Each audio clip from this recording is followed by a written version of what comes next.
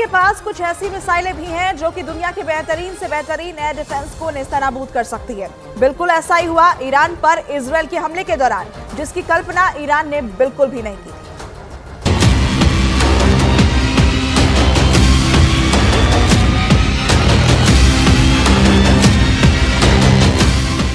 Israel के पास इस तरह की तकनीक है, ऐसा एयर डिफेंस है कि दुनिया की कोई भी मिसाइल इजरायल की जमीन को छू नहीं सकती है। दुश्मन की 90% से ज्यादा मिसाइल इजरायल का ये डिफेंस आसमान में ही तबाह कर देता है। लेकिन इजरायल के पास कुछ ऐसी मिसाइलें भी हैं जो कि दुनिया के बेहतरीन से बेहतरीन एयर डिफेंस को नेस्तो नाबूद कर सकती हैं। बिल्कुल ऐसा ही हुआ ईरान पर इजरायल के हमले के दौरान। अब जरा दोबारा इसी सैटेलाइट तस्वीर को देखिए। न्यूयॉर्क टाइम्स अखबार का दावा है कि दरअसल इस वीडियो में जिस उपकरण को इजरायल की मिसाइल तबाह कर रही है वो रूस का एयर डिफेंस S-300 है। S-300 रूसी एयर डिफेंस की श्रृंखला का एक हिस्सा है और रूस अपने एयर डिफेंस पर गर्व करता है। रूस को लगता है कि उसके इस एयर डिफेंस को भेद पाना नामुमकिन है। हालांकि अब रूस ने एडवांस S-400 बना लिया है और वो S-400 को भी निर्यात करता है। लेकिन यहां पर सबसे बड़ी बात यह है कि ईरान को रूस ने S-300 एयर डिफेंस दिया था और यही एयर डिफेंस ईरान ने अपने परमाणु स्थल के पास परमाणु स्थल की सुरक्षा के लिए लगाया भी था। लेकिन इजरायल ने अपनी एक मिसाइल से रूस के ईरान में लगे हुए रूस के एयर डिफेंस S-300 को भी तबाह कर दिया।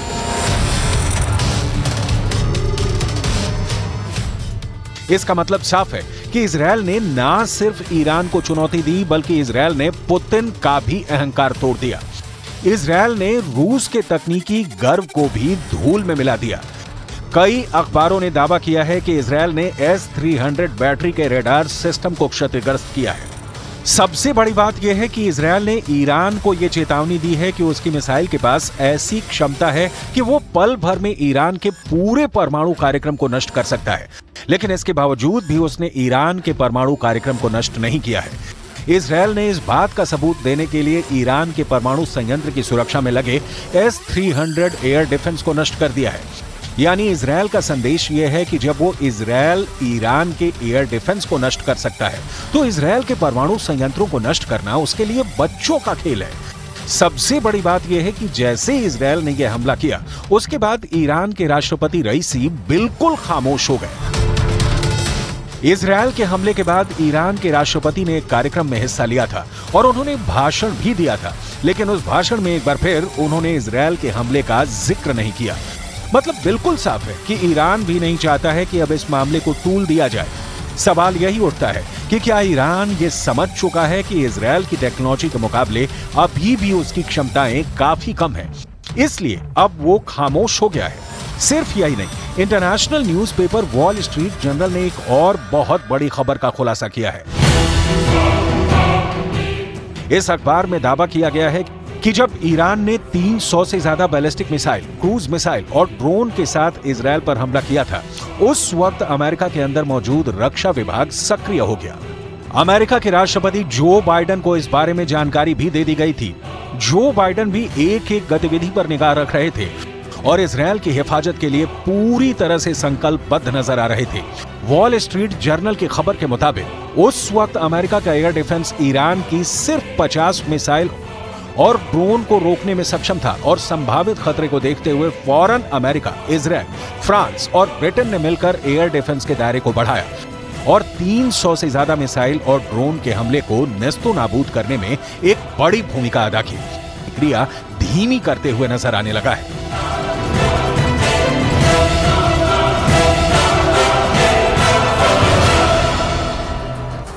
अमेरिका ने इजरायल को हजारों की तादाद में गोला बारूद और मिसाइल देने की तैयारी कर ली है।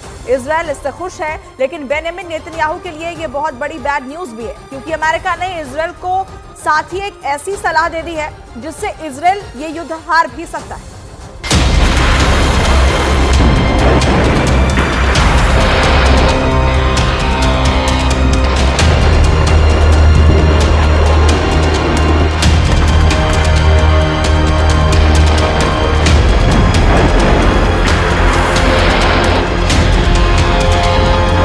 इजरायल अटैक मोड में है।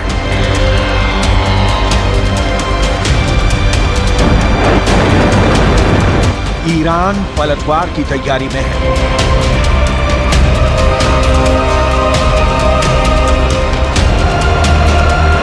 युद्ध का पूरा माहौल बना हुआ है।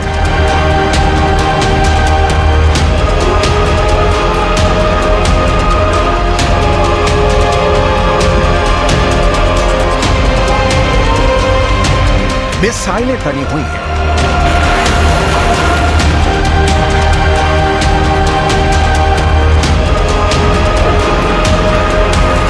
जंगी जेट रेडी है। फाइटर ड्रोन अटैक मोड में है।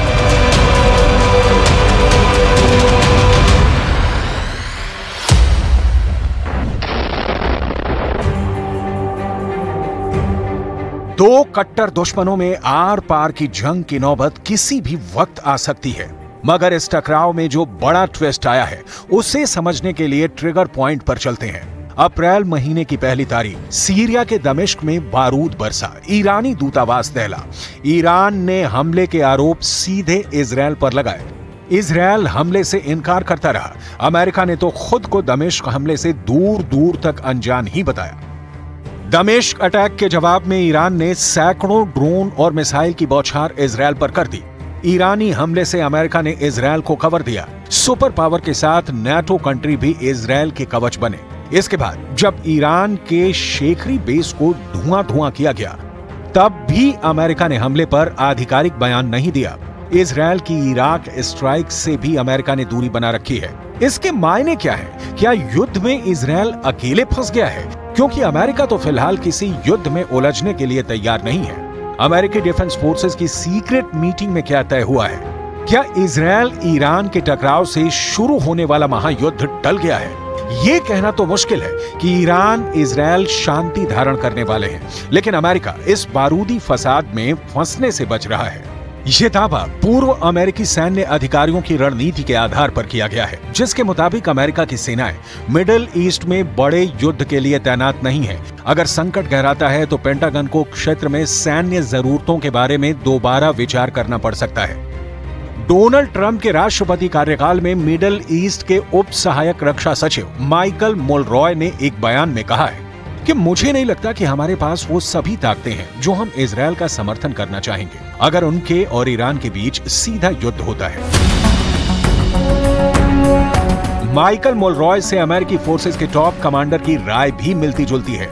खाड़ी में अमेरिकी सेना की कमान संभालने वाले 4 स्टार जनरल जोसेफ वॉलेट मानते हैं कि अमेरिकी सेना को अपनी रणनीति पर फिर से विचार करना होगा कि क्षेत्र में हमें कौन सी आवश्यक टिकाऊ क्षमताएं बनाए रखनी है। बड़ी चिंता लंबे वक्त तक इलाके में बने रहने की हमारी क्षमता है।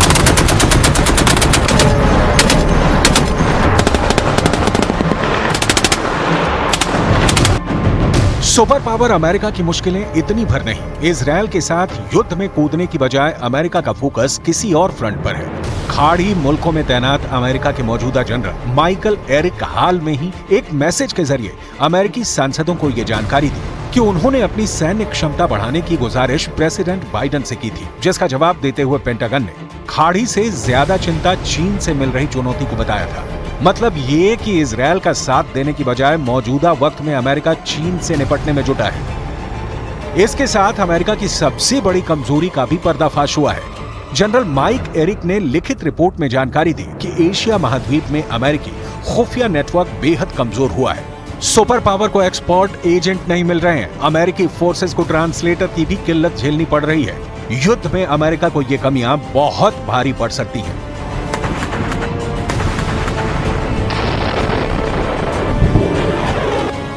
साफ है कि अमेरिका अपनी कमजोरियों को दुरुस्त किए बिना तो युद्ध में उतरने नहीं जा रहा। ऐसे में इजरायल का हाल यूक्रेन जैसा न हो जाए, जिसने अमेरिका की शय पर रूस से अदावत मोल ली और अंतहीन युद्ध में उलझ गया।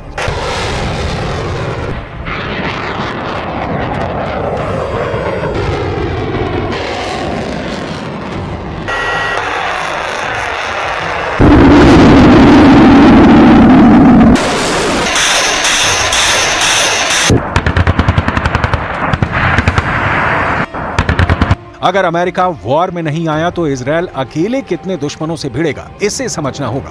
ईरान के पाले में अरब मुल्कों की पूरी ताकत जुटेगी, इसमें किसी को संदेह नहीं है। ईरान के साथ विद्रोही लड़ाकों की खोखार पलटन भी होगी। इजरायल के हमले से घायल ईरान पलटवार की तैयारी में है। अरब वर्ल्ड में ईरान का समर्थन भी बढ़ता जा रहा है। इराक, सीरिया, जॉर्डन, तुर्की जैसे इस्लामिक देश सीधे तौर पर ईरान को सपोर्ट करते हैं। एटमी ताकत पाकिस्तान भी खुलकर ईरान के साथ है। सुपर पावर अमेरिका की मुश्किलें इतनी भर नहीं। इजरायल के साथ युद्ध में कूदने की बजाय अमेरिका का फोकस किसी और फ्रंट पर है। खाड़ी मुल्कों में तैनात अमेरिका के मौजूदा जनरल माइकल एरिक हाल में ही एक मैसेज के जरिए अमेरिकी सांसदों को ये जानकारी दी कि उन्होंने अपनी सैन्य क्षमता बढ़ाने की गुजारिश प्रेसिडेंट बाइडेन से की थी, जिसका जवाब देते हुए पेंटागन ने खाड़ी से ज्यादा चिंता चीन से मिल रही चुनौती को बताया था। मतलब ये कि इजरायल का साथ देने की बजाय मौजूदा वक्त में अमेरिका चीन से निपटने में जुटा है। इसके साथ अमेरिका की सबसे बड़ी कमजोरी का भी पर्दाफाश हुआ है। जनरल माइक एरिक ने लिखित रिपोर्ट में जानकारी दी कि एशिया महाद्वीप में अमेरिकी खुफिया नेटवर्क बेहद कमजोर हुआ है। सुपर पावर को एक्सपर्ट एजेंट नहीं मिल रहे हैं। अमेरिकी फोर्सेस को ट्रांसलेटर की भी किल्लत झेलनी पड़ रही है। युद्ध में अमेरिका को ये कमियां बहुत भारी पड़ सकती हैं।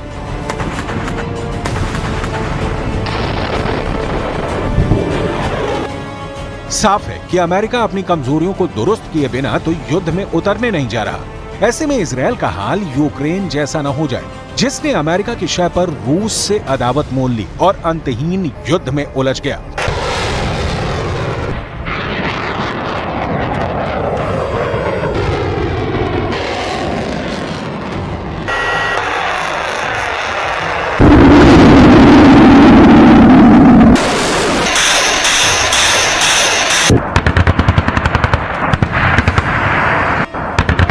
अगर अमेरिका वॉर में नहीं आया तो इजरायल अकेले कितने दुश्मनों से भिड़ेगा, इसे समझना होगा। ईरान के पाले में अरब मुल्कों की पूरी ताकत जुटेगी, इसमें किसी को संदेह नहीं है। ईरान के साथ विद्रोही लड़ाकों की खोखार पलटन भी होगी। ईरान को पर्दे के पीछे रहकर रूस का साथ भी मिल सकता है। पाकिस्तान और अफगानिस्तान के कट्टर आतंकी भी ईरान के लिए कुर्बानी देने के लिए तैयार बैठे हैं। अकेला इजरायल इन सबसे कैसे जंग लड़ पाएगा, कब तक लड़ पाएगा, कहना मुश्किल है। लेकिन अमेरिका सिर्फ चीन के खतरे भर को देखते हुए इजरायल को अकेले छोड़ रहा हो, ऐसा भी नहीं। अमेरिका लंबे अरसे से अपनी रणनीति पर काम कर रहा है। एक एक कर अमेरिका ने कई फ्रंट से छुटकारा पाया है। 5 मई 2018 अमेरिका ने दक्षिण कोरिया से अपने सैनिकों की संख्या कम करने का फैसला किया था। तब दक्षिण कोरिया में 28,500 अमेरिकी सैनिकों की तैनाती थी। डोनाल्ड ट्रंप के कार्यकाल में अमेरिका ने सोमालिया से अपनी फौज हटा ली थी। ISI के खिलाफ ऑपरेशन में लगे सुपर पावर के 700 सोल्जर वापस बुलाए गए थे। 2020 में इराक में मौजूद 5,000 जवानों में भी अमेरिका ने कमी की थी। अमेरिका ने 2021 में अफगानिस्तान से 3,000 सैनिकों की वतन वापसी करवाई। हाल ही में अमेरिका ने ऐलान किया कि वो नाइजर से अपने 1,000 सैनिक हटाएगा।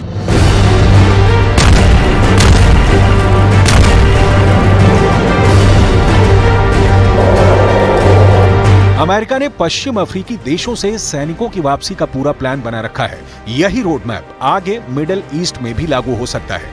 हालांकि अमेरिका कभी भी पूरी तरह इस इलाके से दूरी बनाने का जोखिम नहीं उठाएगा, क्योंकि दुनिया भर में अमेरिका के 800 मिलिट्री बेस हैं। दुनिया के 70 से ज्यादा देशों में अमेरिकी फौज तैनात। एशिया में कतर का अल उदीद एयरबेस अमेरिका का सबसे बड़ा सैन्य अड्डा है, जहां 11,000 अमेरिकी सैन्य कर्मियों की तैनाती है। इस एयरबेस से अमेरिका खाड़ी के 18 देशों में अपने सैन्य ऑपरेशन अंजाम दे सकता है।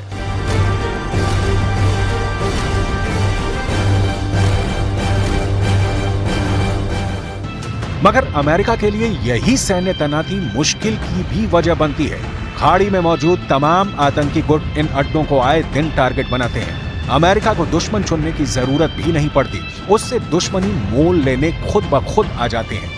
ऐसे हालात में अमेरिका एक नए फ्रंट पर आर पार की जंग से बचने की रणनीति अपना रहा है। लेकिन इजरायल चाहकर भी युद्ध से अलग नहीं रह पाएगा, क्योंकि ईरान का गुस्सा 7वें आसमान पर है। इजरायल के हमले से घायल ईरान पलटवार की तैयारी में है। अरब वर्ल्ड में ईरान का समर्थन भी बढ़ता जा रहा है।